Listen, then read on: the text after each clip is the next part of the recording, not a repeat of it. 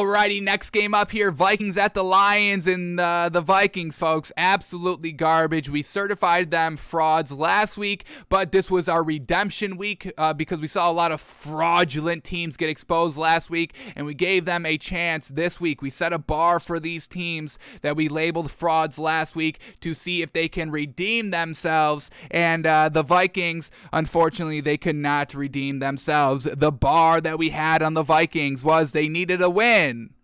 Well, right off the rip, they didn't get the win. They lost to the Lions. Lions get their first win of the season against this Vikings team. So, of course, they're frauds. But then we had another stipulation on their bar. They needed the win, and we needed to see 0 turnovers. Well, they fell short on that one, too, because we have Kirk Cousins fumbling the ball, folks. Kirk Cousins, 1 fumble. That was the only turnover. So, you needed a win and no turnovers, and you got the loss and 1 fumble. So, truly frauds here by the Vikings. We will probably never bet them again this year. We will pay them no mind, no attention. They are a fraudulent team. Yes, they are still in the consideration for the playoffs in the NFC just because everybody is so close, but overall, there is no believability in this Vikings team because they are frauds. They got down big. They got down bad here against this Lions team. They got down 20-0 heading into halftime.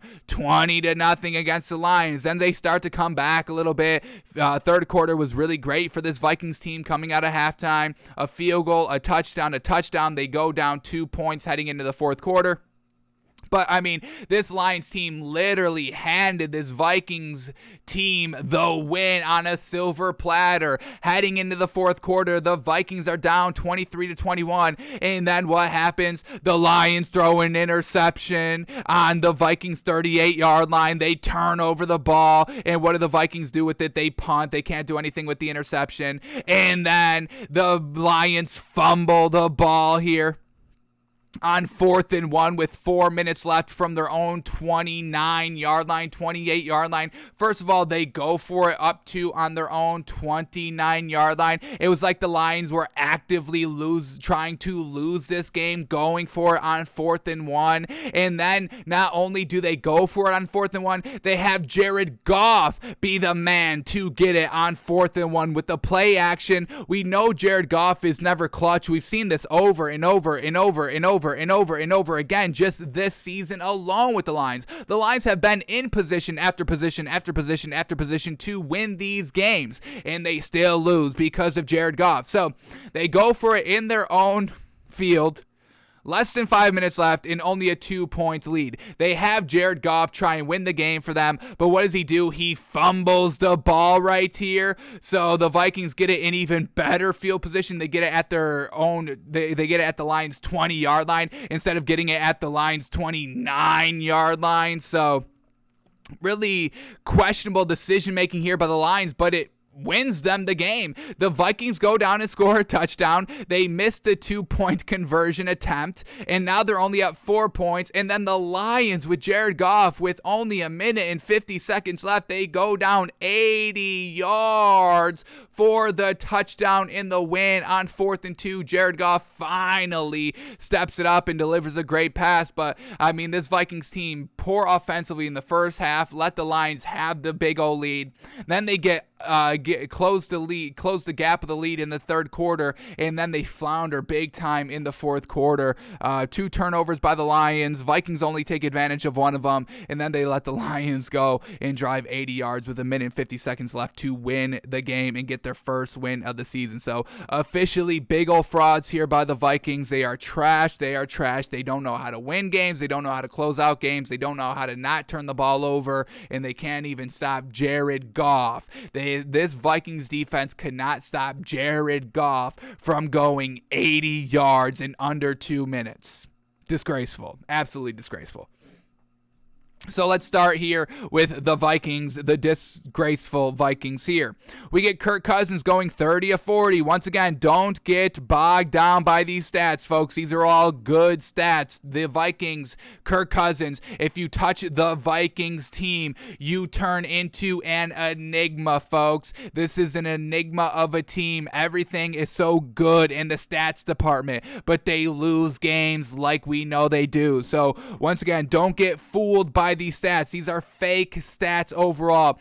Great stats that result into not wins. That is not anything good and anything that you should be weighing heavy in your overall analysis if teams and players are good or not. This is not a good team. Kirk Cousins is not a good quarterback. He's not. You don't win games. I put that on you. You've had multiple opportunities in this game, and even in the fourth quarter, an interception and a fumble. You can't do anything with this interception. Come on. You start at your own 31-yard line. I get it's not, starting at midfield or in your opponent's territory, but it's still momentum. You were down at this point. You were down off that interception with 8 minutes left in the fourth quarter. You were down 2 points, and you couldn't will yourself down into scoring territory to officially take the lead off of an interception by Jared Goff. Come on, Vikings.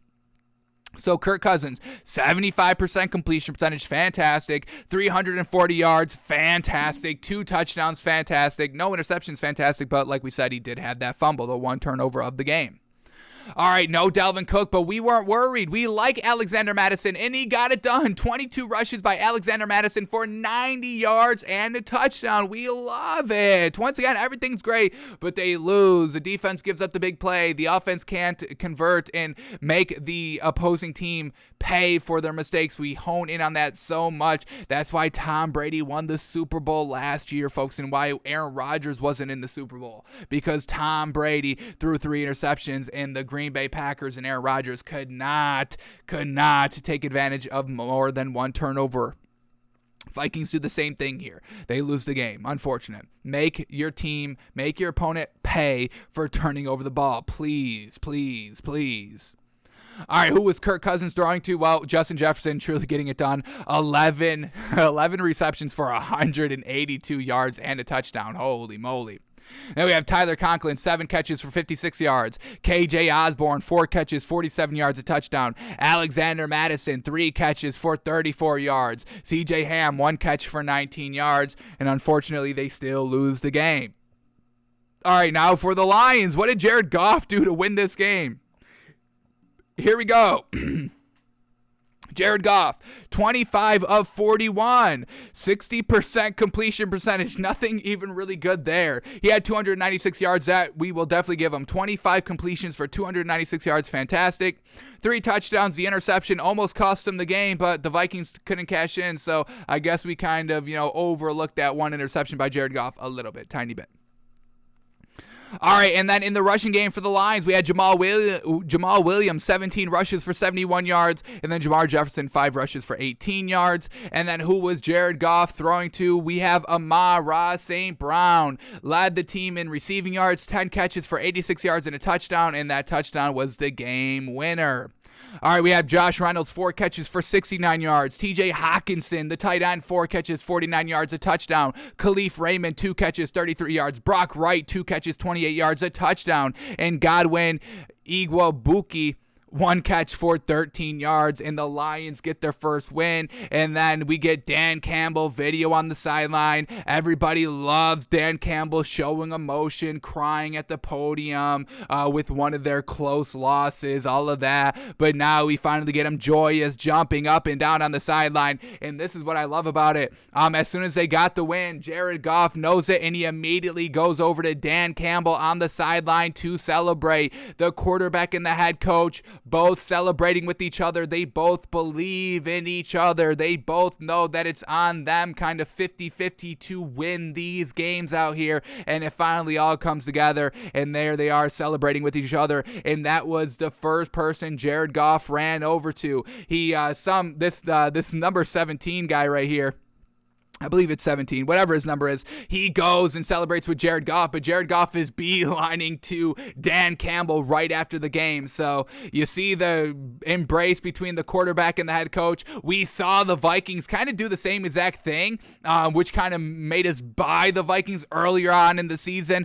Kirk Cousins going over to Oh man, the Vikings head coach Mike Zimmer and embracing, kind of getting pumped up, but then what happened the next week? They lose the game, and we don't really talk about that ever since. So we'll see all the emotion coming out here for the Lions, and we'll see if they're able to carry all this momentum over to next week. I doubt it because Jared Goff was still not being great in this game, but we'll see. But Dan Campbell finally gets his first win as a head coach. I do not see more coming. But we'll see what happens with this Lions team. They get the win, so we'll give them credit 29-27 over the Vikings.